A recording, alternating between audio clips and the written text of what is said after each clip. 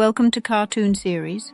आरव एक साधारण युवक था जो न तो किसी के साथ बुरा करता था, न किसी झगड़े में पड़ता था, न भ्रष्टाचार का हिस्सा बनता था, न ही किसी अन्याय के पक्ष में खड़ा होता था। उसने अपने जीवन में सिर्फ इतना ही तय किया था कि वह किसी को नुकसान नहीं पहुंचाएगा और जहां जरूरत हो वहां चुप रहकर तटस्थ रहेगा। लेकिन जैसे जैसे वह बड़ा हुआ उसे समझ में आया कि इस समाज में केवल बुरे काम करने वालों को ही नहीं बल्कि कुछ न करने वालों को भी उतना ही कठोर दंड दिया जाता है। वह जब स्कूल में था तो इसलिए ताना मिला कि किसी की गलती पर कुछ नहीं बोला। जब कॉलेज में था तो इसीलिए बहिष्कृत कर दिया गया क्योंकि उसने किसी छात्र नेता के खिलाफ कोई पक्ष नहीं लिया। और जब नौकरी में गया तो वहाँ उसे इसलिए निकाला गया क्योंकि उसने बॉस की चोरी देखकर भी कुछ नहीं कहा। हर जगह हर मोड़ पर उससे यही कहा गया कि अगर तू कुछ कहता कुछ करता तो शायद तेरी इज्जत होती। लेकिन जब वह कुछ करता था तब उसे सिर पर चढ़ने वाला या गैर जरूरी